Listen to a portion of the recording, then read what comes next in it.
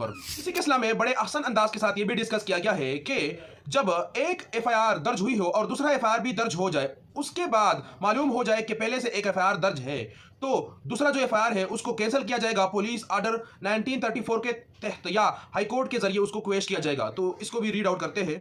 Even if second FIR was registered, investigating officer was informed by accused regarding earlier registered FIR, then it was bound duty of subsequent investigating officer to requisition attested copy of earlier FIR, examine its contents, and if allegations were in respect of one occurrence or the offense related to one and the same transaction, then investigating officer of subsequent FIR was to process a case for its cancellation under police rules 1934. Registration of second FIR was in flagrant violation of principles and law laid down by Supreme Court in Sora BB case, reported as PLD 2018 Supreme Court of Pakistan, citation number page 595. High Court quashed second FIR registered by police against petitioner. Constitutional petition was allowed accordingly. इसके बाद हमारे सामने जो next case ला है वो भी इंतहाई important है।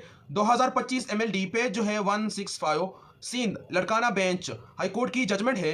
इसमें डिस्कस किया गया है Police had registered the FIR and the direction for the registration of a second FIR was not permissible under the law.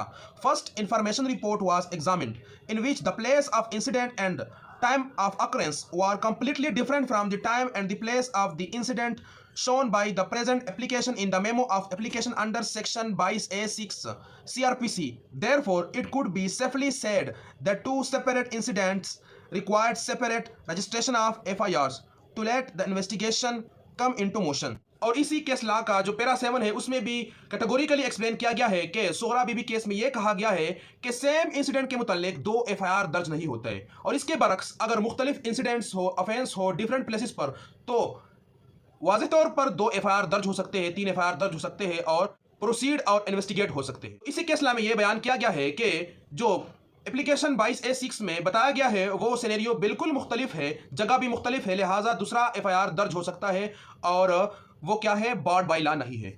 इसके बाद हमारे सामने जो नेक्स्ट केस लॉ है उसकी जो साइटेशन है PLD 2015 Balochistan high court page जो है 54, उसका जो पैराडी है उसमें लिखा है, उसमें बयान किया गया है questions of FIRs principal large number of FIRs were got registered against petitioners all over the country for one and the same occurrence. Petitioners sought quashing of FIRs pending before different countries subordinate to the High Court. Validity.